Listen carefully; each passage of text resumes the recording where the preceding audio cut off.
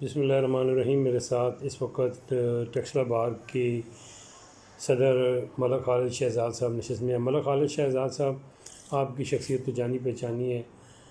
یہ بتائیں کہ ماشاءاللہ آپ کو قائم ہوئے ایک ایسا وقت گزر گیا ہے جو کہ 75% تو میرے خیال میں گزر گیا ہے. بار ایسوسیشن میں آپ کی کارکردگی جی کیسی رہی جی؟ رفاقت بھائی کہ سب سے پہلے تو آپ کا شکریہ ادا کرتا ہوں کہ آپ لوگ ہمارے بھائی ہیں، ہمارے لیے ٹائم نکالتے ہیں. یہ بھی بہت اچھی بات ہے کہ آپ جو ہے وہ ساتھ ساتھ ہماری پروگرس بھی چیک کرتے ہیں اور اس کی جو ہے وہ اویئرنیس ہونی چاہیے. اس طرح رفاقت صاحب کہ سب سے پہلے جو ہم نے اسٹیپ کیا وہ یہ لیا کہ ابھی ہم 26 چیمبرز جو ہیں وہ لائرز کے لیے، ینگسٹر کے لیے جو ہے وہ بنا رہے ہیں. ابھی تقریباً وہ تکمیل کے مراحل میں ہیں. آئی تھنک سو کہ کوئی ایک ہفتے میں اس کا جو ہے وہ چھت جو ہے وہ ڈل جائے گا. 26 چیمبر جو ہے وہ 26 جو ہماری ینگسٹر لائر ہیں، ہر چیمبر میں دو بھی ہیں، ایک بھی ہیں. اس طرح کافی سارے لائرز جو ہیں وہ ہمارے ینگسٹر جو ہے وہ اس میں وہ کو جو ہے اپنے روم مل جائیں گے جہاں پہ بیٹھ کے وہ عزت سے کام کر سکتے ہیں.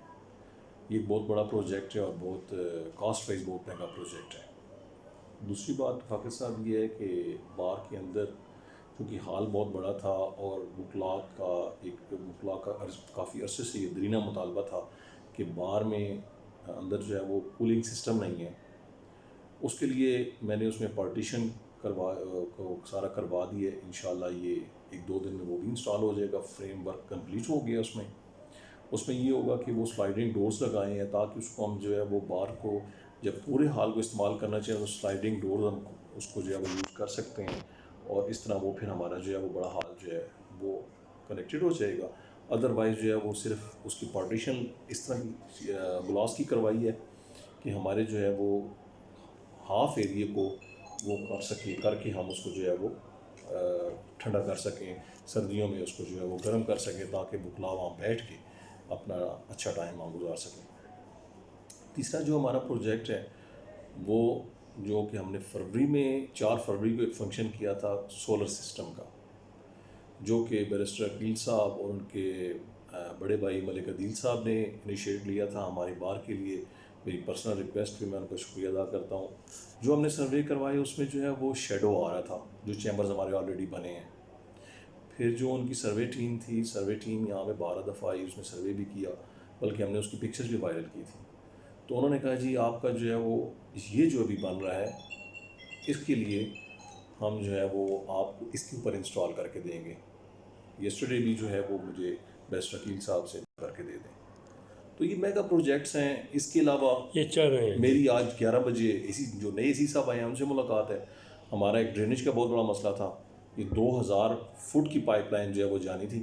اس کے لیے بھی جو ہے وہ ہم نے سلمان صاحب جو اے سی صاحب تھے ان سے ہم نے سارا اس کا جو میپ اس کا فریم ورک کمپلیٹ کروا لیا تھا. ابھی جو ہے اس کو کام شروع ہونا ہے.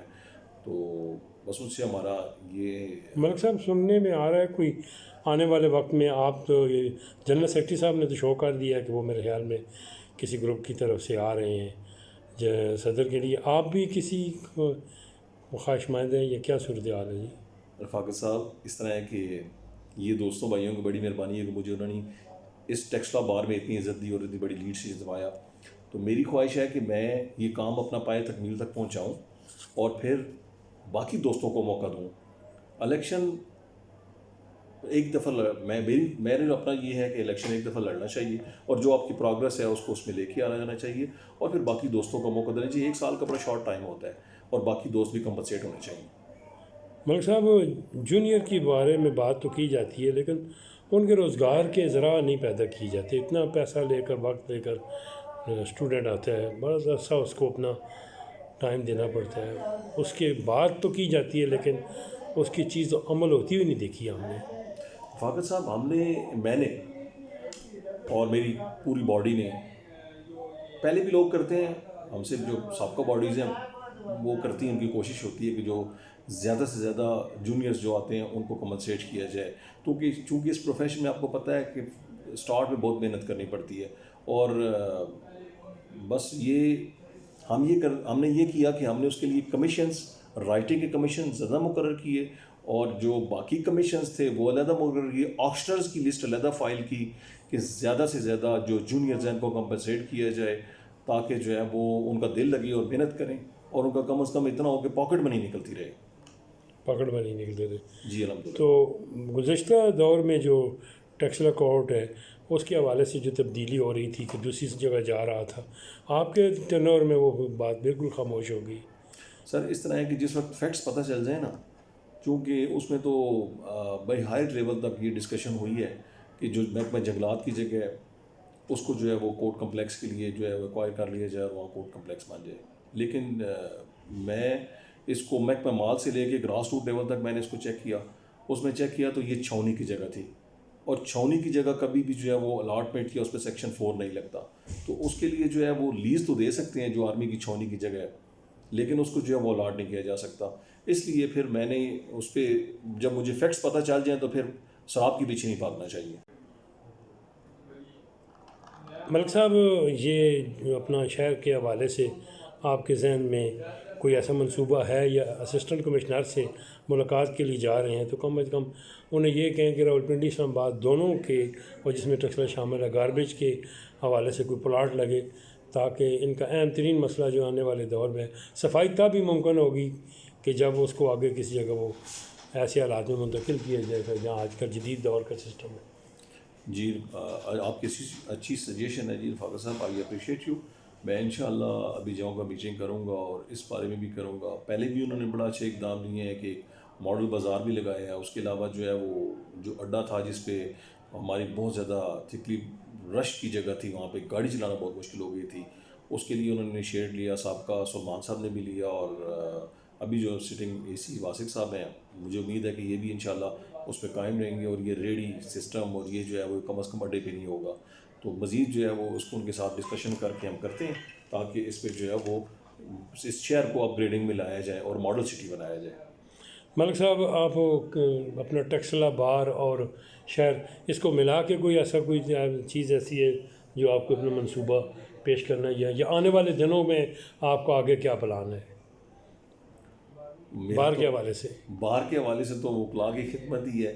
جب تک ہم بار کے ممبر ہیں تو اس وقت تک میرے بزرگوں نے بھی خدمت کی. 4 دفعہ اس بار کے پریزیڈنٹ رہے، ان کا بھی ملک عرفان صاحب نے بھی بڑی خدمت کی. اس کے علاوہ جو ہے وہ ہم بھی جب تک ہیں، میں 18 میں جنرل سیکرٹری رہا، رضوان شاہ صاحب ایسا میں ان کے ساتھ سیکرٹری تھا، وہ پریزیڈنٹ تھے.